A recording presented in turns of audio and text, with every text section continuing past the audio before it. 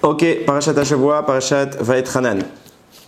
Les Nishmat Yitzhak ben Shimon, Aaron ben Shimon, et pour le Zivug Agun Vetaor de Jenny Bat Étoile. On va justement parler de tout Béav, justement le moment des Shidurim, le moment des présentations. Et on va expliquer un peu plus en avant ce que signifie ce moment du calendrier. Et donc Bezrat Hashem pour le mazal de toutes les personnes qui ne sont pas encore mariées. Alors Vaetranan, donc Vaetranan, ça veut dire j'ai imploré. Moshe rappelle que donc dans sa prise de parole, il rappelle qu'il a tenté d'annuler le décret qui le concerne de ne pas entrer en Eretz Israël. Je rappelle que Moshe a été puni au moment juste après la mort de Myriam, parce que en mourant, Myriam a fait disparaître n'a plus alimenté le mérite d'avoir le puits qui a abreuvé les Bnei Israël durant tout leur passage dans le désert pendant les 40 ans. Et donc le peuple se plaint de ne plus avoir d'eau. Moshe reçoit l'ordre d'Hachem d'intervenir auprès du rocher et de lui parler pour qu'il fasse sortir de l'eau, chose que Moshe ne va pas réellement faire. Il va déformer un peu l'ordre d'Akadosh Baruch Hu et au lieu de parler, il va frapper le rocher à 2 reprises. Et ce petit écart de conduite va lui valoir d'être privé d'entrer en Eretz Israël. Il faut bien rappeler que cet événement se passe à la fin des 40 années, puisque c'est au moment où Myriam meurt. Okay, donc tout ça c'est vraiment juste avant, on a fait presque l'intégralité des 40 ans dans le désert, et juste avant, Myriam s'en va, et Moshe Rabbeinu n'arrive pas à tenir jusqu'au bout, n'arrive pas, mais en tout cas échoue à la dernière minute et se voit privé, une punition très grave, il se voit privé d'entrer en Eretz Israël. Donc pour tenter quand même de remédier à ça, il tente de demander à Kadosh Baruch Hu, s'il te plaît, laisse-moi entrer. Vaetranan, mais il ne va pas simplement se contenter de demander à Hachem. Ramim nous dit la valeur numérique du mot Vaetranan, c'est un enseignement connu que rapporte Rashi, c'est 515 pour te dire. Il n'a pas fait 1, ni 2, ni 3 tfilotes, il a fait 515 tfilotes, 515 requêtes auprès d'Akadosh Baruch Hu pour qu'il le laisse entrer en Israël, pour qu'il revienne sur sa décision et qu'il lui permette de retirer cette punition-là. Donc Vaetranan Hachem Ba'eta, il est mort, voilà comment j'ai imploré à Kadosh Baruch Hu 515 tfilotes, et à cause de vous, je ne suis pas rentré en Israël, parce qu'Hachem va lui répondre Ravlach, Maspik, ça y est, c'en est assez. Al Tosef Daber Elai Od, ne continue pas à me parler Badavarazé de cette chose-là. Donc Hachem interrompt les tfilotes de Moshe. On connaît tous ce fameux midrash qui dit s'il avait fait 1 de plus, il serait entré, mais Hachem a vraiment interrompu le processus juste avant. Il faut vraiment analyser les choses, et là on va vraiment se casser un peu la tête. Premièrement, et ça va être la question qu'on va essayer de répondre tout le long, bien qu'on aura la réponse dans très longtemps, à la fin du shiur. Mais premièrement, l'attitude de Moshe, moi personnellement, je m'interroge.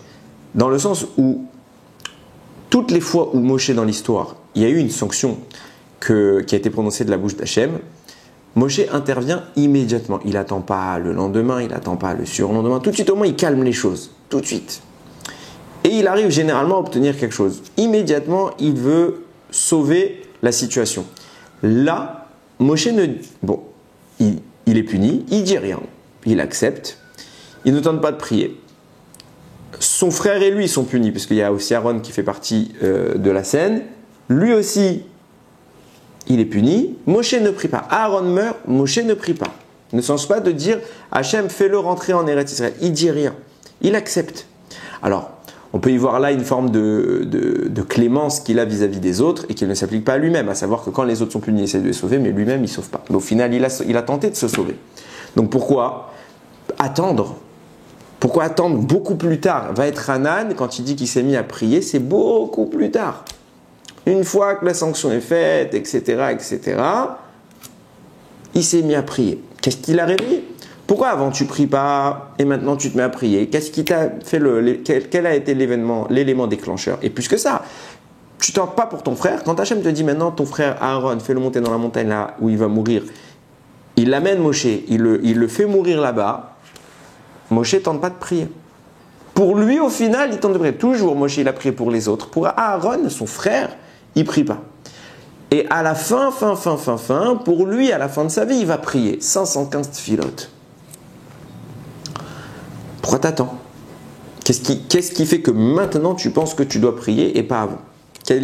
Alors vous pouvez se dire, non, il n'a pas voulu être tout de suite, il a attendu un jour, 2 jours. Non, il n'y a pas un jour, 2 jours, il y a plusieurs. Il y a un long laps de temps et rien.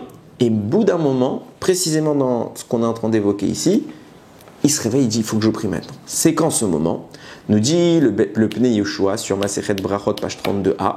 Il y a un commentateur qui s'appelle le Pnei Yoshua. Là-bas, il commente, il dit, quand est-ce que Moshe a commencé à prier?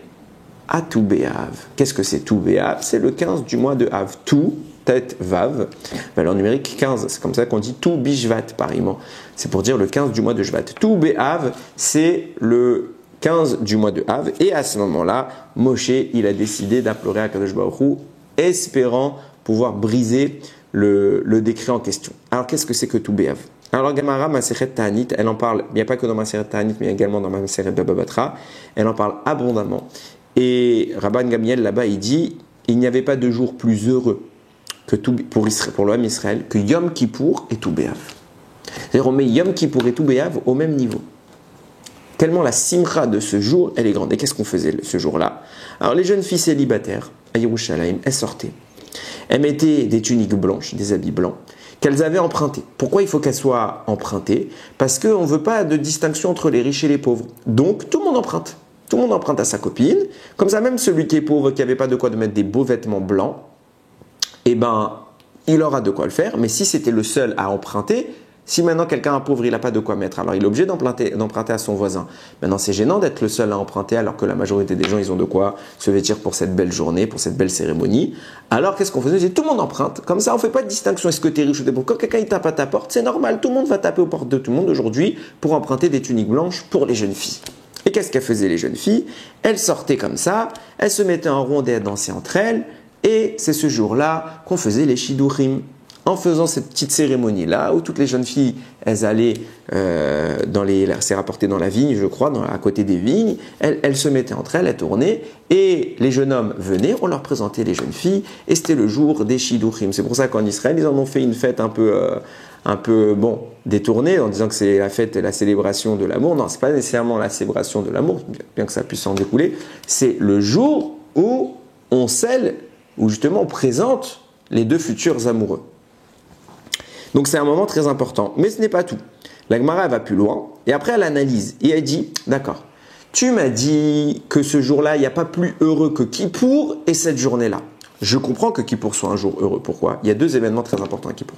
Premier événement, c'est Hachem il nous pardonne. Donc on est tous contents que Kippour arrive. On est tous joyeux à la fin. On a très peur avant. Mais quand on célèbre Kippour, on a quand même comme résultat de cette journée, bien que difficile, on a comme résultat d'être absous de nos fautes. On est blanchi. Donc c'est une simra, c'est quelque chose d'extraordinaire. Il n'y a pas mieux que quelqu'un qui sort d'une accusation et qui sort finalement acquitté. Il est heureux, il fait une célébration de ça, il n'a plus rien à se reprocher. Deuxièmement, c'est le jour où les 2e tables de la loi nous ont été données. Donc forcément, c'est quelque chose de très très très très très joyeux pour l'homme Israël. Mais maintenant, Tou B'Av, quelle était la joie? Pourquoi c'est un jour très très important? Qu'est-ce qui se passe ce jour-là? Mis à part que les filles sortaient, etc. D'accord, mais pourquoi ça se passait comme ça? Il y avait quoi ce jour-là de particulier? Et la Gemara rapporte plusieurs réponses. Elle dit, sache que c'est le jour où les tribus ont eu le droit de se marier les unes avec les autres. On a vu dans Parashat Pinchas, au moment des filles de Tselophrad, qu'elles ne devaient pas se marier avec une autre tribu pour que l'héritage de chaque tribu reste au sein de la tribu. Donc les filles se mariaient avec des hommes de leur tribu, comme ça, même si il y a des passages, des héritages qui passent chez le mari, ça reste dans la même tribu. Mais Shimon, il va pas avec Issachar. Pourquoi? Parce que sinon, à un moment ou à un autre, l'héritage de Shimon va se retrouver chez Issachar et ça, il fallait pas. Ok? Au final, on a annulé ça. La Gemara dit, au final, on a annulé ça et on a dit, c'est pas grave, on accepte. On accepte, même s'il y a des raisons qui font qu'il fallait que ça reste a priori dans une certaine configuration, on accepte de tous se marier entre nous. Il n'y a plus de distinction de tribus. Donc le mariage s'est ouvert. L'avdil du mariage pour tous. C'est le mariage cachère pour tous. Deuxième chose, la tribu de Binyamin, le jour de Tou B'Av aussi. Donc cette décision que les tribus ne puissent pas se mettre ensemble, qui a été aboli. Ça s'est passé à Tou B'Av. C'est un grand événement, une grande décision qui a été prise pour Israël. Elle a été prise à Tou B'Av. Il y a un mariage qui s'est ouvert pour tout le monde. Deuxième décision qui a été prise, bien plus tard, la tribu de Binyamin, avec l'histoire de Giva, va être, entre guillemets, pas excommunié, mais va être mise de côté pour une grave avéra qu'ils vont commettre, et c'est pas notre propos maintenant, donc je développe pas. Mais tout le Ham Israël va faire le serment de ne pas se marier avec eux. Et au final, ils vont revenir sur ce serment, les générations futures, ils vont revenir sur ce serment, ils vont dire c'est nos parents qui ont décidé, nous on n'accepte pas de suivre leur marche, donc on accepte de se marier avec la tribu de Binyamin. Quand est-ce que le Ham Israël a réouvert la porte à la tribu de Binyamin pour s'unir avec eux? Le jour de Tou B'Av. Le jour de Tou B'Av. Pareil encore une fois, il y a plein d'autres exemples qui sont cités dans la Gemara. À Tou B'Av, qu'est-ce qui s'est passé? Le décret, justement on en parle, de mise à mort conséquent à la faute des explorateurs a pris fin.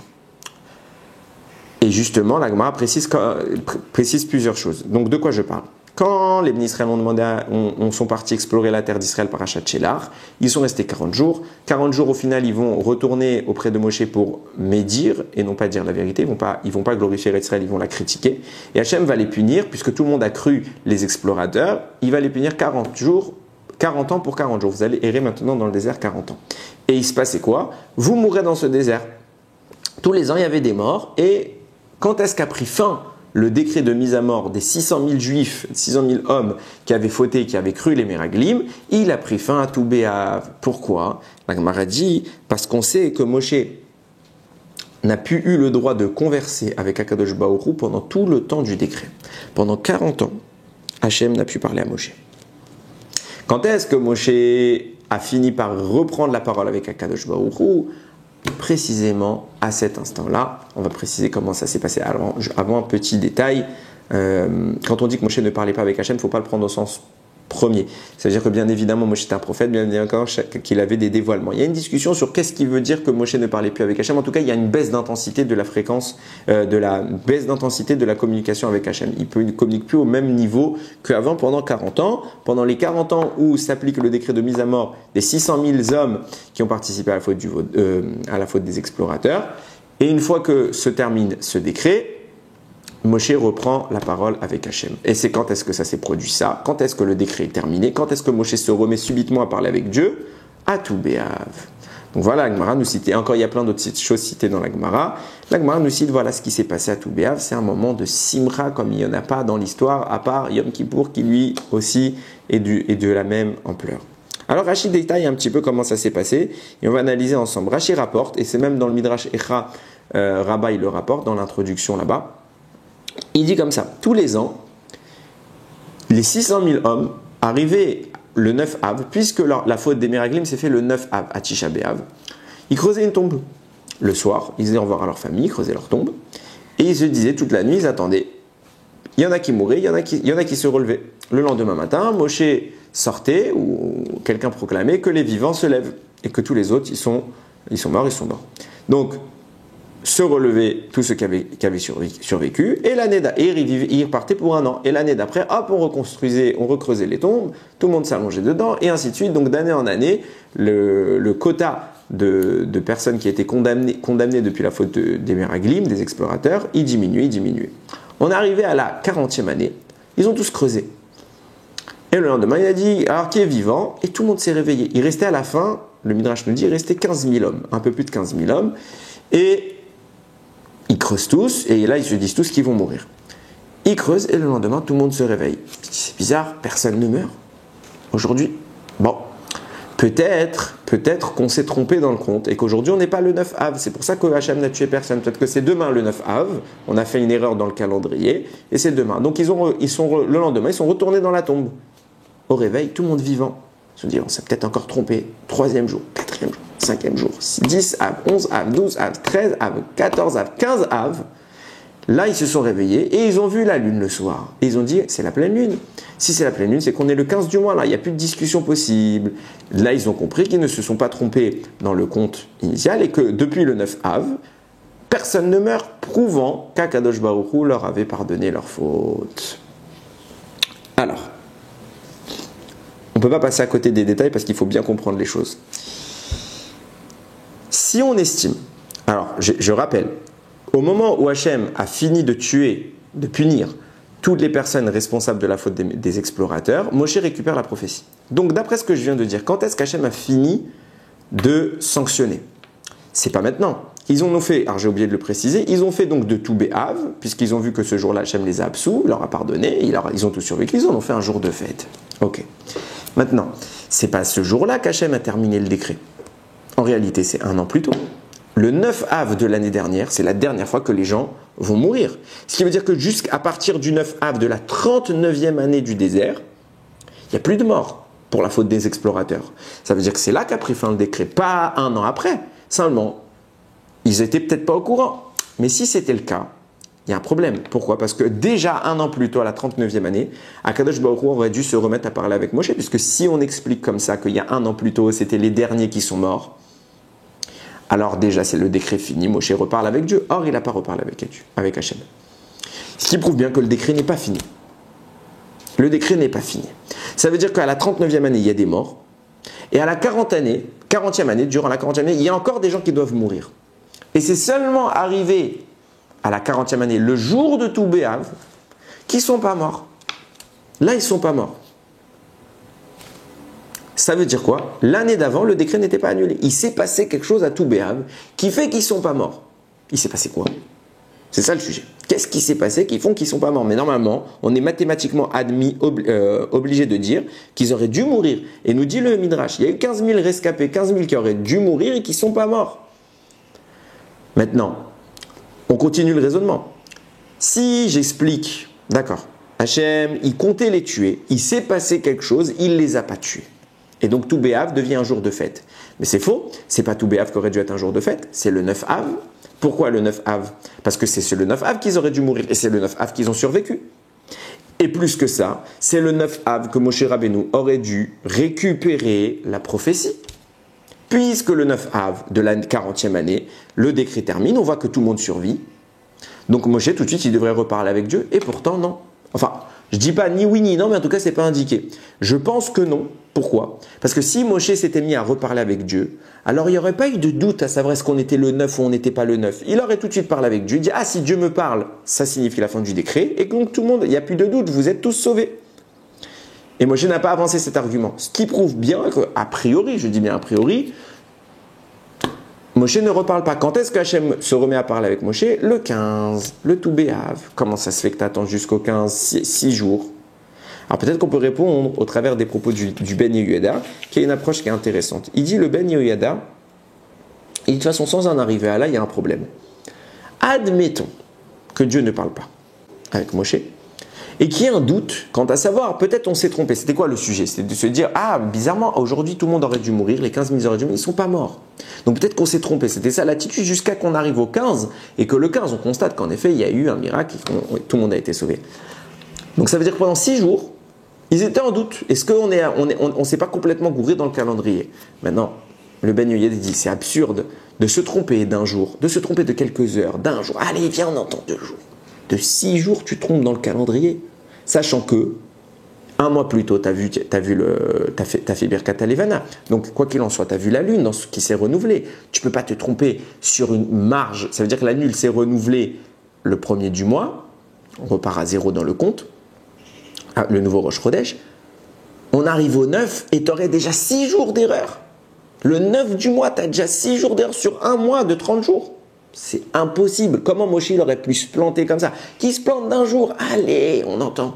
Que tout le monde se plante d'un jour, déjà très difficile.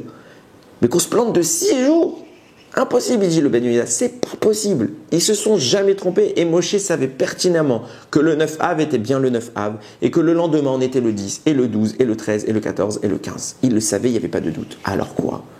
Nous dit le Ben Yehoyada.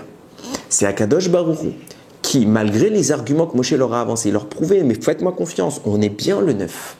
Personne n'écoutait. Personne n'écoutait. Et tous les Chachamim, ils disaient, mais on est bien le 9. Moshe, il a raison. Personne n'écoutait. Personne n'écoutait les Chachamim. Ils n'y croyaient pas. Pourquoi? Parce qu'Akadosh Baruch Hu a volontairement embrouillé l'esprit des Bnei Israël pour que les preuves mathématiques et du calendrier que Moshe pouvait apporter ne leur conviennent pas. Ils étaient tellement bouleversés volontairement par Hachem qu'ils n'y croyaient pas. Hachem ne voulait pas qu'ils y croient. Il voulait qu'ils croient qu'il y ait une erreur. Pourquoi? Parce qu'il fallait attendre tout Béhav. Parce que le vrai secret, c'est tout béave, nous dit le Ben Yehoyada. Il fallait tout béave pour que le décret prenne fin. Bien qu'il a pris fin le 9, la force requise pour la vraie mise à fin à terme du décret, c'était tout béave, c'était pas que le 9. Et donc, il fallait attendre tout béave pour en faire un jour de fête, parce qu'Hachem voulait que tout béave soit un jour de fête. Je prends les mots du Ben Yehoyada, pour une raison connue de Dieu. Dieu, il a une raison qui fait que tout béave, c'est un jour très important, qui n'est pas dévoilé dans la Torah, il est écrit nulle part. Mais tout béave est un jour extrêmement important. Et il veut absolument qu'on attende tout béave pour célébrer la survie des 15 000 qui auraient dû mourir. Donc, qu'est-ce qu'il a de si important, ce tout béave? Puisque nous dit le Ben Yehoyada, c'est pour une raison très précise. Il a un mérite ce jour-là qui permet d'effacer la faute, d'affranchir les condamnés. Qu'est-ce que c'est que ce jour-là? Qu'est-ce qu'il a de particulier? Alors, il y a un Bnei Issachar qui fait un commentaire très très très profond. On ne va pas pouvoir dire tout ce qu'il a dit parce que c'est trop compliqué, mais on va déjà essayer d'aborder le sujet de tout béave, vraiment l'idée importante. En introduction, il rapporte. On parlait tout à l'heure des jeunes filles qui faisaient des rondes en dansant. Qu'est-ce que ça signifie? C'est quoi cette histoire des rondes? Il dit ça fait référence à un autre enseignement dans lequel, dans la même Gemara, Ramim y rapporte à la fin des temps, les tzadikim se mettront en ronde et au centre se tiendra Akadosh Baruch Hu et tout le monde pointera Hachem du doigt pour montrer que c'est lui le roi. Et qu'est-ce que ça signifie cette notion qu'à la fin des temps tout le monde sera en ronde? C'est l'idée de dire, comme ça rapporte le Bnei Issachar, l'idée de dire qu'un moment viendra dans l'histoire où il n'y aura plus de hiérarchie. Le rond, c'est la figure géométrique qui a cette particularité de ne pas avoir de sommet, de ne pas avoir de supériorité. Tous les points sont à égale distance du centre. Ça veut dire que tous les points sont équivalents, il n'y en a pas un qui prend l'ascendant sur l'autre. Il n'y a pas de début, il n'y a pas de fin, il n'y a pas de supérieur, il n'y a pas de inférieur. La fin des temps, c'est le moment où la haine disparaît, la jalousie est supprimée, et tous les tzadikim manifestent leur proximité avec Hachem.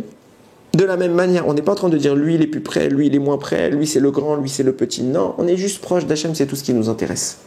C'est cet aspect circulaire dont on parle ici, c'est exactement cette notion de dire on fait disparaître la haine gratuite qui justement a été le vecteur de la destruction du deuxième Beth Amikdash. Et bien justement, cet événement de la fin des temps, c'est exactement ce que viennent Chachamim nous parler concernant tout béave. Tout béave, il est afférent à la fin des temps. Pourquoi? C'est ce qu'on explique quand les jeunes filles tournent. Pourquoi? De quoi on parle? Quand vous prenez tout béave, le 15 Av, c'est intéressant de regarder, nous dit le Bnei Issachar, 15, dans l'alphabet, la lettre qui est la 15e lettre, c'est le Samer. Le Samer, c'est justement la lettre qui est circulaire. Et Av veut dire impair. Ça veut dire que justement, le jour de Tout Béav, c'est le jour où on forme un cercle autour de notre Père, autour d'Akadosh Baruch Hu. C'est pour ça que c'est ce qui se passe dans le ciel. C'est le moment où à la fin, ça connote la fin des temps, Tout Béav. Le moment de l'harmonie suprême avec Hachem. Et c'est pour ça que sur terre, Chachamim, ils ont institué que les jeunes filles, justement, elles calquent leur attitude sur ce qui se passera à Tout Béav. Le jour de Tout Béav, le Ham Israël se met autour d'Akadosh Baruch Hu, qui est son époux. Et bien pareil, les jeunes filles se mettaient en ronde à la recherche d'un époux. Pour dire ce que nous faisons sur Terre, ce n'est pas une invention. C'est simplement qu'on reproduit ce qui est en train de se passer ou ce qui se passera là-haut dans le ciel. Et ça veut dire que Tout Béav, on parle ici de l'apogée de l'histoire. C'est le moment vraiment ultime, c'est l'objectif de l'histoire. Et où on voit que c'est cet objectif. Ça veut dire que là, je suis en train de vous parler de la fin de l'histoire. Mais si c'est un objectif, alors il est présent depuis le début de l'histoire. Sauf Sebe Marshava Trila, on le dit tout le temps, la fin de l'action, c'est ce qui était au début dans la pensée. D'abord, on pense à quelque chose et on fait plusieurs étapes qui aboutissent à cette chose à laquelle on a pensé, qui fera finalement, ce sera le dernier échelon.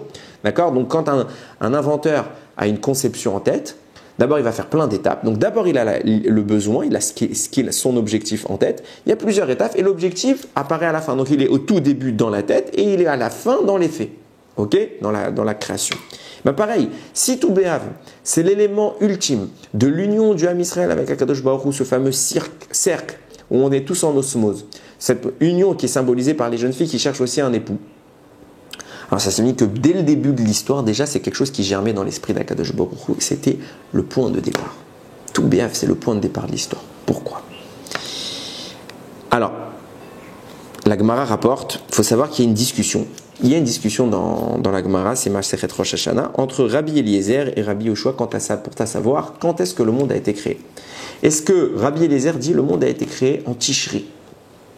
Rabbi Yoshua dit non, il a été créé en Nissan. Et les deux rabbanim apportent leurs preuves, et la Gemara ne réfute aucune des preuves.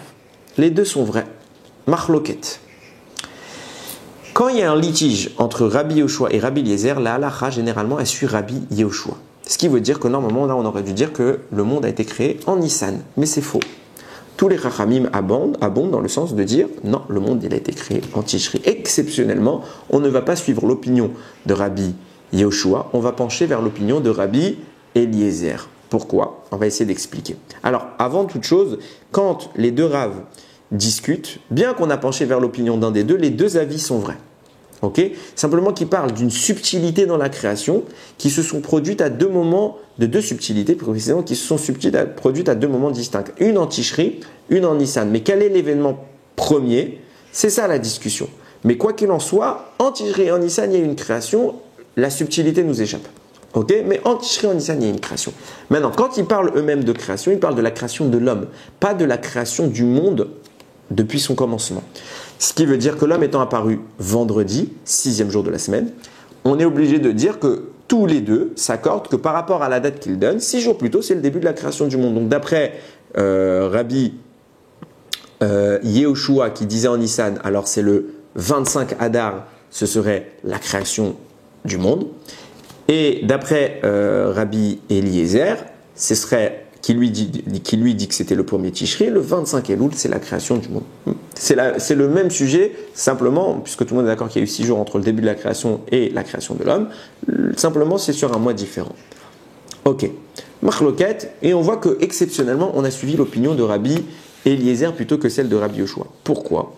Vient le Bnei Sarari, il rapporte une Gemara qui dit que 40 jours avant la création d'un embryon, avant qu'il soit conçu par ses parents, dans le ciel, une voix céleste proclame « Tel embryon va s'unir à telle personne, il va vivre dans tel endroit, dans tel terrain, dans telle terre, il va tout son avenir, du moins les grandes lignes de son avenir, vont être annoncées 40 jours avant sa naissance. » Ça veut dire qu'avant même qu'il soit conçu, dans le ciel, on prévoit le projet de son arrivée sur terre. Pareillement, nos Chachamim précisent que la création du monde s'est faite pour Israël. Pourquoi? Bereshit, ça veut dire pour Réchit. Littéralement, ça veut dire pour quelque chose de premier. Quelque chose de premier, c'est Israël. Rashi le rapporte tout de suite sur les premiers commentaires de la Torah. Il dit pour Israël, Dieu il a créé le monde, le ciel et la terre. Pourquoi pour Israël? Parce que Dieu c'est le roi et Israël c'est son épouse. Israël c'est la reine d'Akadosh Baruch Hu. C'est pourquoi Hachem a créé son épouse en rapport avec la création du monde. L'objectif de la création du monde, c'est d'amener l'épouse devant son roi. Et ça, c'est Israël. Quand est-ce que Akadosh Baruch Hu dit Bereshit, comme on l'a dit tout à l'heure? C'est le 25 Elul. Donc ça veut dire que Bereshit, c'est la phase d'initiation, c'est la phase de gestation, la phase embryonnaire du Ham Israël pour Réchit. Ce qui veut dire que 40 jours avant Bereshit, 40 jours avant le 25 Elul, dans le ciel, Akadosh Baruch Hu a proclamé: voici que va naître Israël, et voici qu'elle va se marier avec moi, et qu'elle va vivre en Eretz Kenan, qui va devenir Eretz Israël. Tout ça, ça a été proclamé 40 jours avant. 40 jours avant 25 Elul, ça tombe boule le Tou B'Av, le 15 du mois de Av. En clair, quelle est cette journée de Tou B'Av? C'est le jour où Akadosh Baruch Hu a choisi sa femme. C'est pour ça que ce jour-là, on fait des Shiduchim, le jour où Israël a été élue comme épouse du roi des rois, comme reine. Par ailleurs, c'est intéressant de noter que sur cette même base, Adam est né le 45e jour à partir de ce jour-là, puisque 5 jours plus tard, en comptant le premier jour, le 25, okay, on est 40 jours avant la naissance. Il reste encore 5 jours, puisque le 25 Elul, c'est le premier jour de la création, il fait partie des 40 jours avant la naissance. Il reste encore 5 jours. 5 jours et on arrive à la naissance d'Adam le 45e jour depuis l'annonce, depuis Tou B'Av, il y a eu 45 jours. Pourquoi? Parce que c'est pas pour Adam que le monde a été créé. C'est pour Réchit, pour Israël. Adam n'est que le moyen. C'est qu'une étape. Et c'est la combienième étape? C'est la 45e étape depuis que le projet a germé dans l'esprit d'Akadosh Baruch Hu, à savoir 40 jours avant le 25 Elul. Donc le 15 Av, Hachem a le projet. Le 25 Elul, 40 jours plus tard, Hachem commence ce projet. Et quand Adam naît, c'est le premier pilier qui va aboutir à ce projet. Il est la 45e étape. C'est pour ça que la valeur numérique du mot Adam, c'est précisément 45. Parce qu'il est l'échelon, la naissance d'Adam, ça nous indique où est-ce qu'on en est dans le projet d'Akadosh Baruch Hu de faire venir le Ham Israël. Pareillement, avant d'aller plus loin, pareillement sur le deuxième avis, ça c'était sur l'avis de Rabbi Eliezer qui disait que le monde est né le 25 Elul. Et donc qu'Adam est né le premier Tishri. Sur l'avis de Rabbi Yehoshua, que lui il disait le premier Nissan, Adam est né, et le monde a commencé sa création le 25 Adar. Si vous prenez 40 jours plus tôt, ça nous tombe précisément tout Bishvat, le 15 du mois de Shvat. Le même débat qui sépare Rabbi Eliezer et Rabbi Yehoshua pour savoir quand est-ce qu'Adam est né, c'est le même débat qui les sépare pour savoir quand est-ce que le monde a commencé sa création, et c'est le même débat qui les sépare pour savoir quand est-ce que Akadosh Baruch Hu a élu Israël comme étant son épouse. D'après Rabbi Yehoshua, c'est le Tu Bishvat. D'après Rabbi Eliezer, c'est Tu Be'av. Maintenant, comment ça se fait que d'habitude la halakha suit Rabbi Yehoshua, elle ne suit pas Rabbi Eliezer. Et là, on suit Rabbi Eliezer. Qu'est-ce qui s'est passé? Réponse. Rabbi me dit, tous les éléments qu'on a cités tout à l'heure, il s'est passé tellement de preuves d'union durant la période de Tu Be'av que là, les faits ont témoigné en faveur de Rabbi Eliezer, comme quoi c'est lui qui avait raison, à savoir, il y a eu les mariages avec les 12 tribus, il y a eu le retour de Binyamin dans la possibilité de se marier avec le béni Israël, il y a eu le miracle la fin de mise à mort des explorateurs, il y a eu le retour de la Shekhinah, de la présence divine qui parle avec Moshe Rabbeinu, et encore plein qui sont cités dans le Gemara, tous ces miracles produits à ce jour-là ont fait pencher la balance du côté de Rabbi Eliezer, prouvant que c'était bien à tout béaf, que l'union céleste, le projet divin, le shidour, la présentation entre Israël et Hachem a eu lieu. Donc c'est lui qui avait bien raison pour savoir quand est-ce que l'homme est né, puisque c'était 45 jours plus tard. Mais pas pour autant, ce n'est pas pour autant de dire que Rabbi Yehoshua a tort. Comme je l'ai dit, il s'est bien produit une création le premier Nissan, concernant le Ham Israël, et tout ce calcul peut se reproduire d'après l'opinion de Rabbi Yehoshua, ce qui nous donne la date de Tu Bishvat, qui elle aussi, quelque part, c'est la petite sœur du Tu Be'av. Tu Bishvat, c'est la petite sœur de Tu Be'av. C'est le même principe qui se produit dans une dimension qui est différente, simplement on ne va pas rentrer dans le propos de Tu Bishvat, nous on est sur Tu Be'av aujourd'hui, c'est plus la période qui nous concerne. Maintenant, il faut aller encore plus loin. Vient le Bnei Issachar encore, et il va maintenant expliquer les choses. On a expliqué quoi? On comprend pourquoi, puisque Tu Be'av, c'est le moment où Akadosh Baruch Hu a choisi sa femme. Donc a commencé à initier le projet de se marier avec le Ham Israël. Alors on comprend pourquoi, dans l'histoire, les tribus se sont autorisées à se remarier ensemble, Binyamin a été accepté, toute la notion du mariage découle de Tu Be'av, qui est l'initiation du projet. Tu Be'av, ça vient avant Bereshit encore. C'est un truc encore plus fort, c'est le projet, c'est là où il a eu l'idée à Kadosh Baruch Hu. C'est ce moment quand vous avez une idée dans la tête, vous êtes un peu en surexcitation, vous êtes stimulé par l'idée. Cette stimulation première, c'est Tu Be'av. Vient le Bnei Issachar et maintenant il va expliquer la suite de ce qu'on a dit, à savoir, puisque maintenant c'est le jour des Shidurim, on comprend que les jeunes filles sortaient pour faire un Shidur, puisqu'on calque notre attitude encore une fois sur ce qui se passe dans le ciel. Maintenant, pourquoi elles sortaient en blanc? Pourquoi elles sortaient danser avec des tenues empruntées? La Gemara dit, pourquoi emprunter? Pour pas faire honte. Mais elle donne une raison que pour ça, elle dit pas pourquoi elles dansaient, et elle dit pas pourquoi blanc. Vient le Bnei Issachar et il cite un commentaire du Rama Mipano. Le Rama Mipano, il rapporte un pasouk là-bas qui vient de Yeshayahu, je l'ai noté. Il est écrit comme ça, c'est donc dans le premier pérec de Yeshayahu, pasouk 18, Lechuna venivachera. Là-bas, alors dans les traductions, j'ai regardé, ils ont mis venez, on va se réconcilier, mais vikuach, c'est une dispute. Donc venez, on va se disputer, Yomar Hashem. Hashem il dit im yiyu chataichem kashanim kashaleg yelbinu. Si vos fautes, elles sont comme de la pourriture, ils ont mis cramoisi. Bon, en tout cas, c'est sale. alors comme de la neige, je vais les blanchir. Imia dimu katola katsemeriyu. Si elles sont rougeâtres comme un verre, alors comme de la laine, je vais les rendre. Ça veut dire quoi? Hachem est en train d'annoncer quoi? Je vais vous effacer toutes vos fautes. On parle du jour de Yom Kippour. Je vais vous effacer toutes vos fautes. Et c'est intéressant parce qu'on a un principe Yingma qui dit ne crois pas qu'Hachem il est vatran. Ça veut dire ne crois pas qu'Hachem il pardonne. Pas pardonner, pardonner oui, il pardonne, mais il oublie la faute. Ça veut dire il néglige les fautes. Toute faute, elle a une valeur. Alors comment c'est possible que d'un côté on nous dit toutes les fautes elles sont là et elles doivent exister et elles doivent être sanctionnées, et d'un autre côté on nous dit non mais t'inquiète pas, même si tu as les fautes les plus graves, je te pardonne. Qu'est-ce que ça signifie?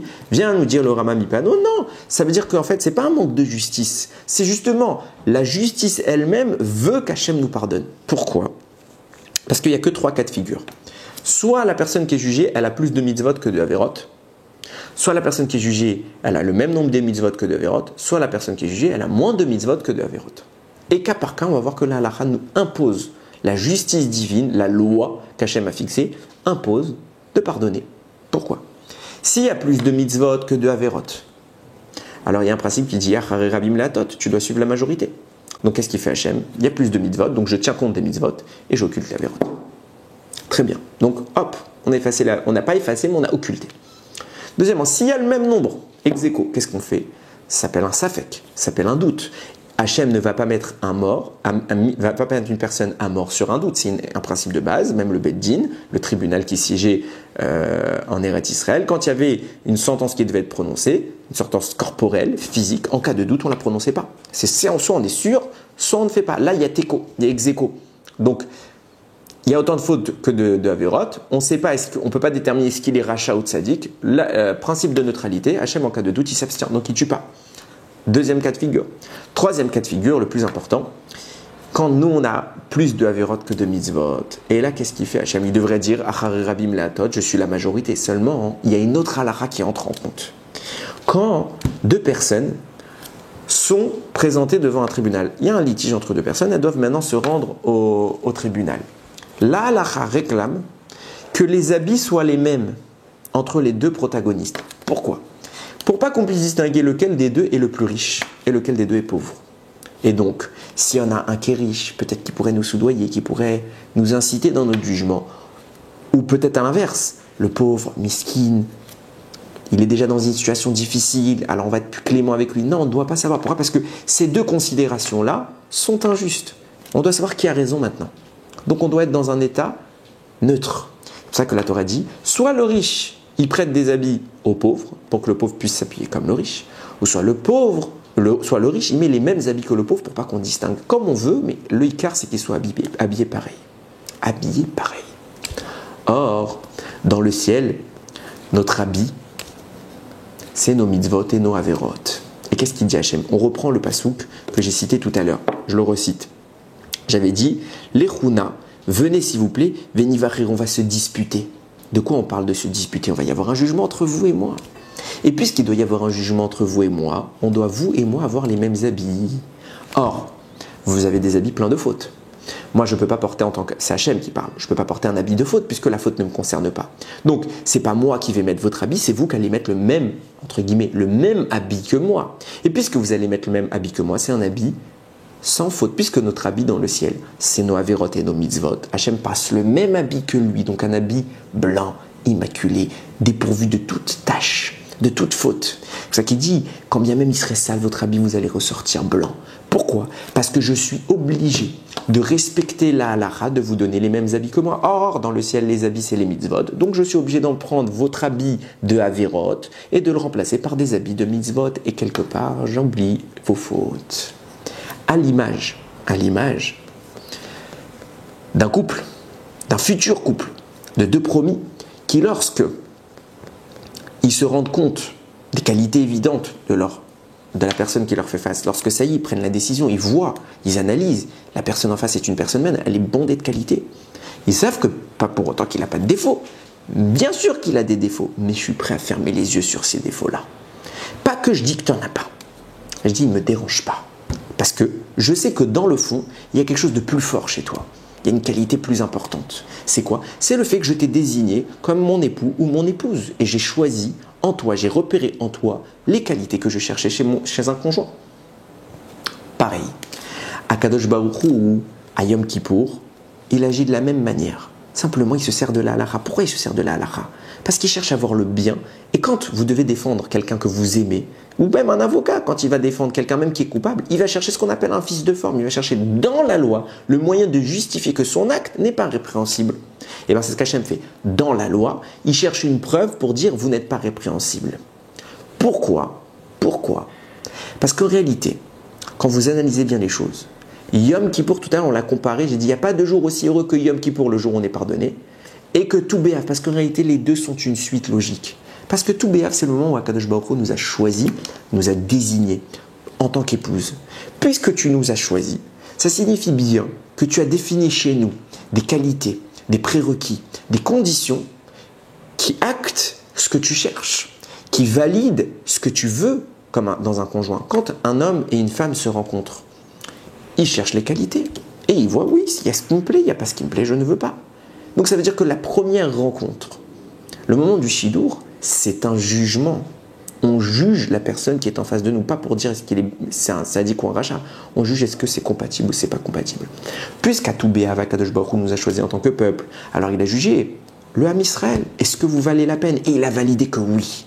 Et puisqu'il a maintenant validé que oui, alors qu'est-ce qu'il dit? Il dit, mais bien sûr vous avez des défauts. Bien sûr que vous avez des défauts, vous n'êtes pas parfait. Mais comme à l'image d'un couple, et on est prêt à fermer les yeux sur les petits défauts et accepter parce qu'ils sont outrepassés par les grandes qualités, Hachem dit, vous avez des grandes qualités que j'ai choisies à Tou B'Av. Et donc c'est pour cela que je cherche dans ma Torah le moyen de justifier vos fautes et de les supprimer, de les occulter pour ne pas les considérer. Et Hachem nous dit, vous sortirez ce jour-là blanchis. Nous disait le Rama Mipano, ça veut dire quoi blanchi? C'est pas qu'Hachem il a dit il n'y a pas de faute, c'est qu'il a justifié nos fautes. Il a justifié nos fautes. C'est pourquoi, hein, c'est ce qu'on disait tout à l'heure.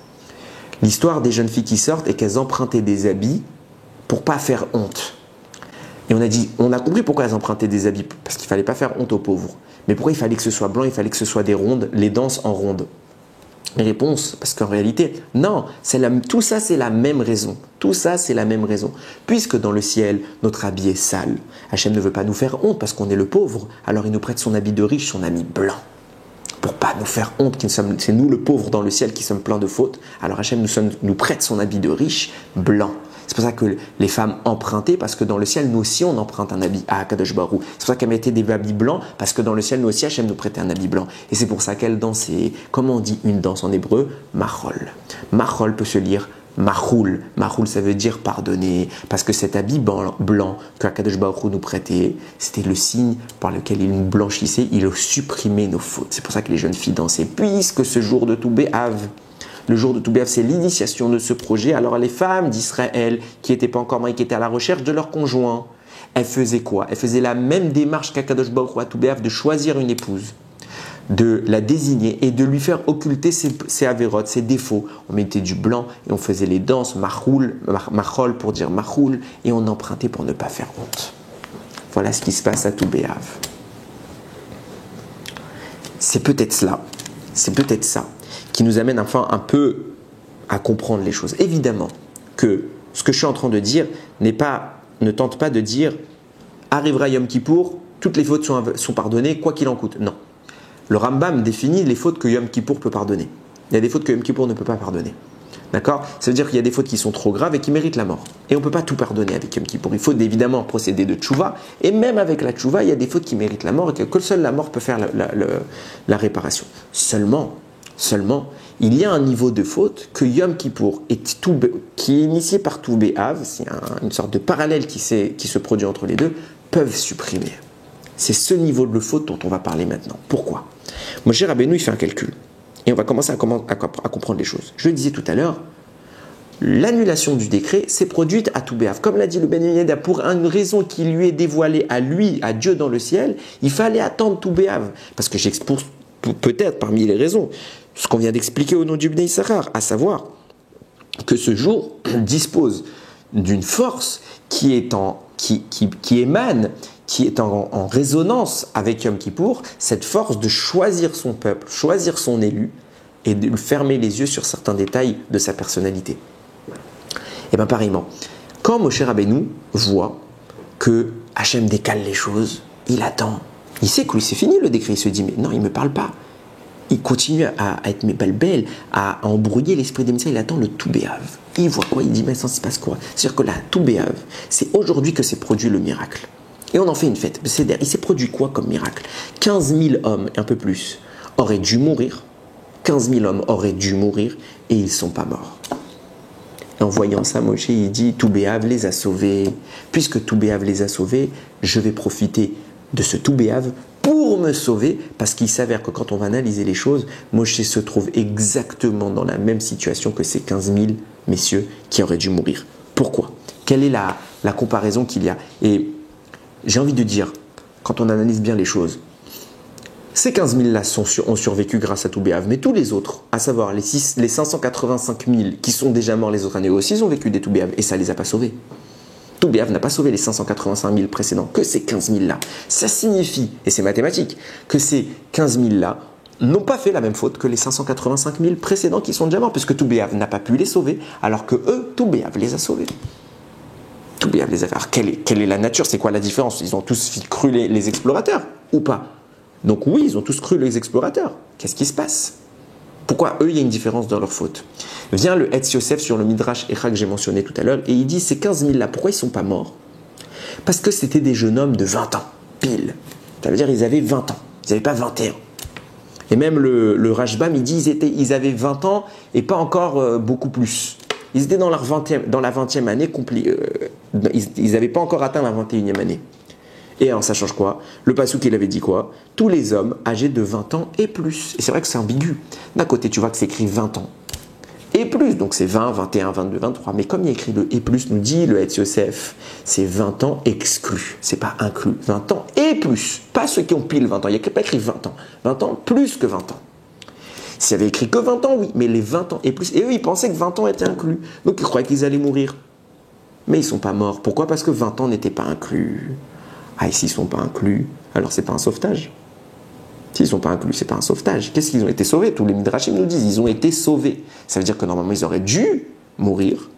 Et Hachem les a exclus. Pourquoi les hommes de 20 ans, Hachem les a exclus? Ils auraient dû prendre, mais ils n'ont pas pris. Alors, on peut peut-être répondre, il y a au travers d'une marloquette entre Rashi et Tosfot, dans Yevamot. Là-bas, la Gemara rapporte que pendant les 40 ans dans le désert, le vent du nord n'a pas soufflé pour les Bnei Israël. Et le vent du nord, c'est une expression pour dire la présence divine n'était pas là. La Gemara dit pourquoi? Parce qu'ils n'étaient pas méritants. Première réponse, il y a d'autres réponses, mais en tout cas, première réponse, ils n'étaient pas méritants. Rachid dit pourquoi ils n'étaient pas méritants? À cause du veau d'or. Donc Hachem n'a pas fait présider sa présence parmi eux. Tosfot viennent et ils disent, je ne comprends pas le commentaire de Rachid, comment tu peux me dire que le veau d'or est la cause de l'absence de la présence divine? Alors que, suite au veau d'or, Hachem a dit « je vous pardonne » et il a fait construire le Mishkan et il a résidé parmi eux.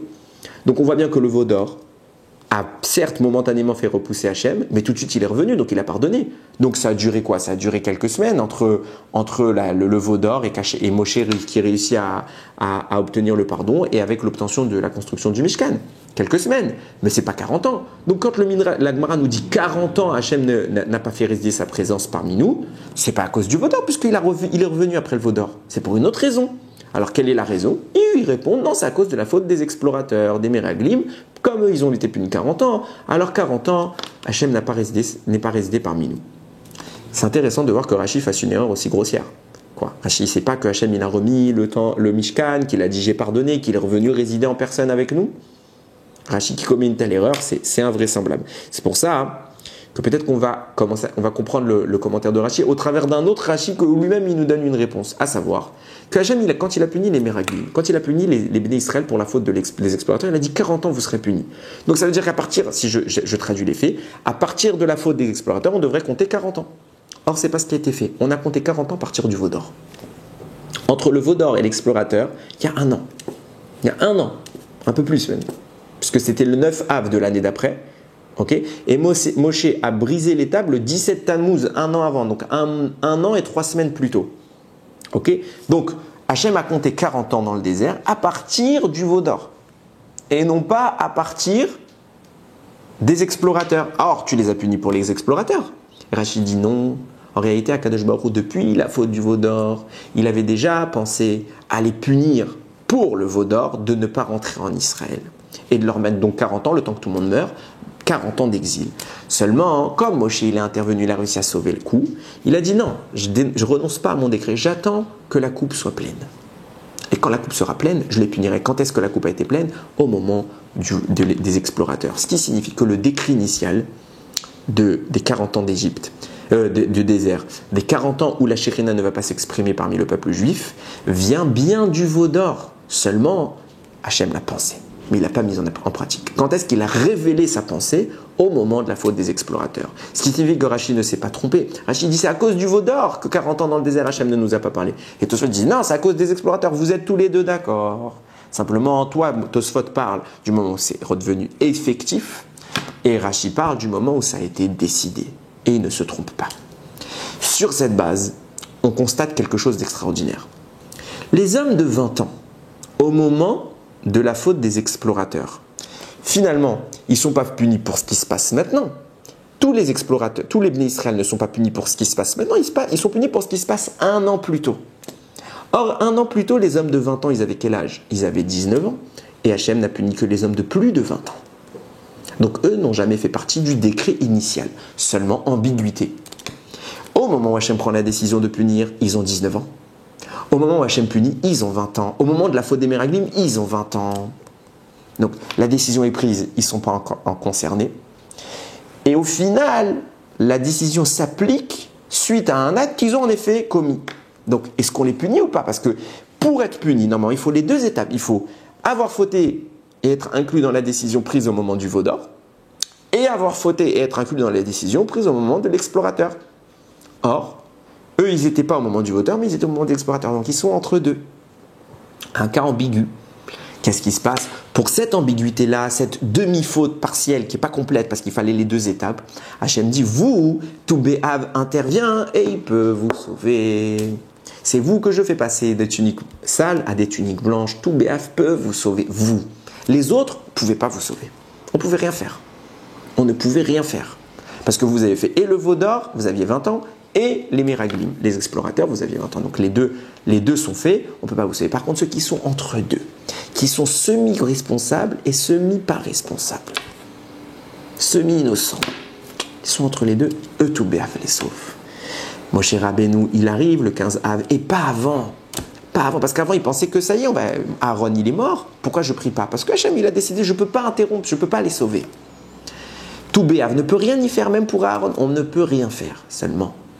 Quand il voit finalement que le 15 Av, tout Béhav, les 15 000 hommes qui sont entre deux sont sauvés par le mérite de tout Béhav, il se dit Yesh Tikva, il y a de l'espoir. Pourquoi? Parce que moi aussi, je me retrouve dans une situation où je suis entre deux.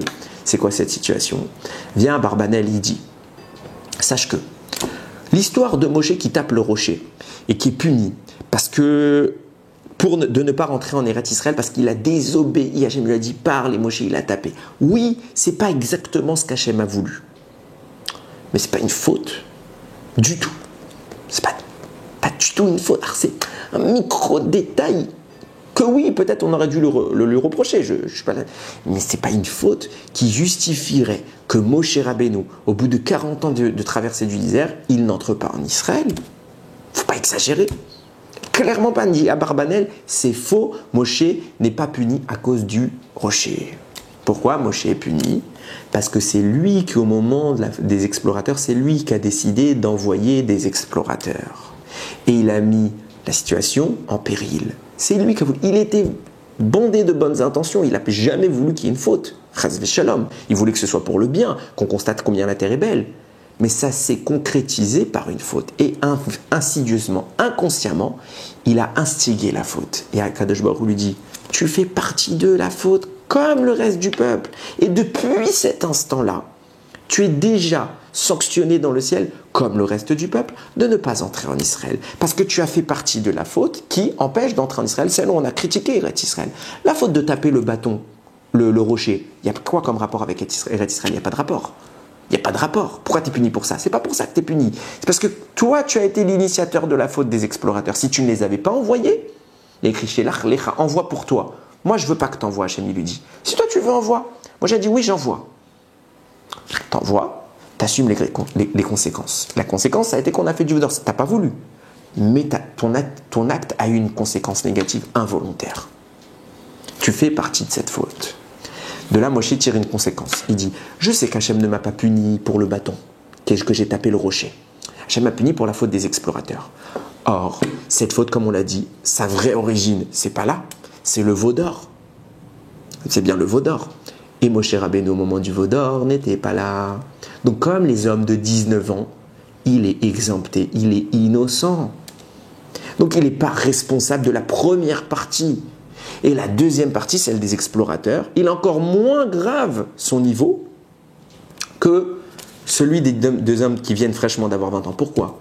Parce que pourquoi Kadosh Baruch Hu n'a pas puni Moshe Rabbeinu immédiatement, au moment des explorateurs? Parce qu'il ne voulait pas l'humilier.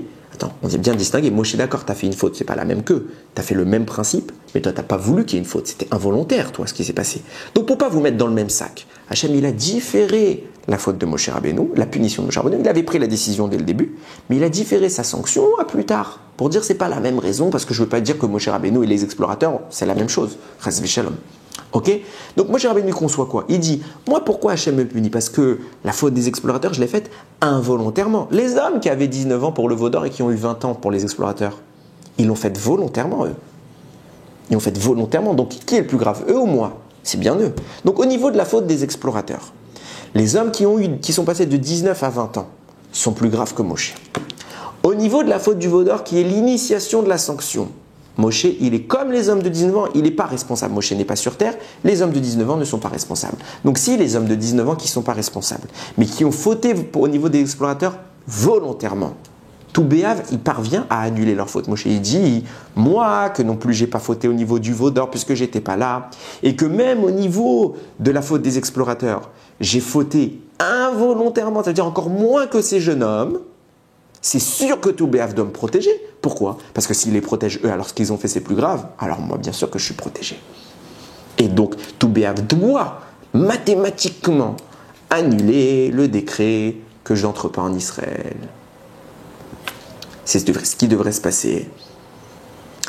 Bien Hachem lui dit, Rav Lach, tu te plantes, merveilleux raisonnement, mais tout est faux. Tu as faux Moshe, tu ne peux pas rentrer en Eretz Israël. Pourquoi? Tout simplement parce que tu as participé au veau d'or.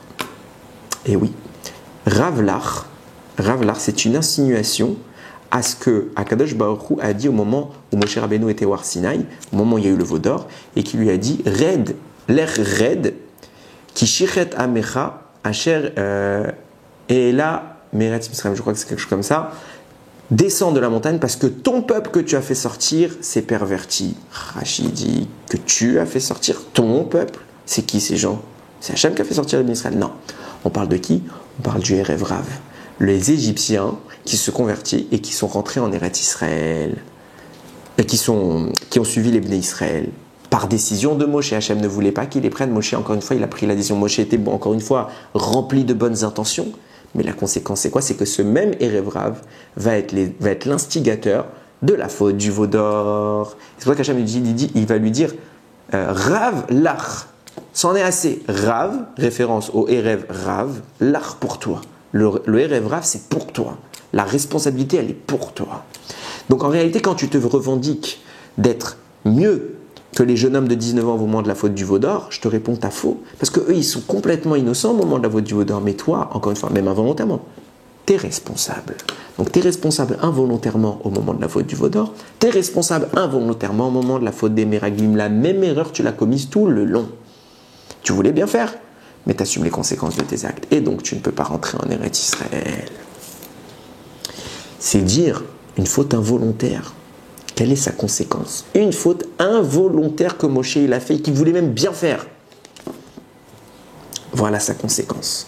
On a la chance, nous, de ne pas être jugés sur le même ordre de grandeur que Moshe Rabbeinu, à savoir que nous, Hachem, il est beaucoup plus clément pour nous. Beaucoup plus clément. Nous, on peut profiter de tout béaf pour nos petites erreurs, même involontaires. Moshe, il n'a pas pu. Mais nous, on peut. Arrive tout béaf. Ce Shabbat, Bezrat Hachem, ce sera tout béaf. On profite. C'est le moment où Akadosh Baruch Hu est tombé amoureux de nous. Et c'est donc le moment où il nous a choisis pour être son épouse. C'est le moment où il a dit oui, j'ai vu chez vous des qualités. Il y a des défauts, mais je suis prêt. Les qualités en valent la peine. Donc vos petits défauts, j'oublie. Alors nos petits défauts, qui sont en réalité des graves avérotes parfois, ces défauts-là, on n'entame le pas. On se dirige vers Yom Kippour depuis tout Béaf déjà, en disant, on ne veut plus de ses fautes. On se met en situation où on va rendre Hachem satisfait du choix de l'amour de sa vie, entre guillemets. Et c'est nous l'amour de sa vie. C'est nous qui l'aime. Et comme il nous aime, il est prêt à fermer les yeux pour nos fautes, à condition que quoi? Qu'on ne les revendique pas. Il faut absolument que, à ce moment-là, on fasse bonne figure. On ne cherche pas à montrer nos défauts. Quand vous êtes le jour du Shidour, quand vous êtes le jour de la présentation entre une possible union entre un homme et une femme, vous ne montrez pas vos défauts. Vous ne montrez pas vos avérotes, vous ne montrez pas vos mauvais traits de caractère, vous montrez vos qualités, vous vous mettez sous un bon jour. Vous êtes souriant, vous êtes accueillant, etc. La même chose. C'est ce qu'on doit commencer à faire à tout Béav. À montrer à Kadosh Baruch Hu nos qualités, pas nos défauts. On oublie nos défauts. Et quand on entrame ce procédé-là, si déjà à tout Béav, on a exprimé nos qualités, montrant qu'Hachem a bien fait de nous choisir dans son évaluation, qu'il a bien fait de tomber amoureux, entre guillemets, de nous, alors il sera amoureux même à Kippour, même à Rosh Hashanah. Et les erreurs résiduelles, il sera prêt à vivre avec. C'est ça le secret. Alors il y a ratson qu'on entame cette longue traversée du désert, ce long périple jusqu'à Rosh Hashanah et Kippour, dans cette optique-là de s'améliorer, de plaire à Kadosh Baruch Hu. Baruch Adonai Leolam. Amen ve Amen.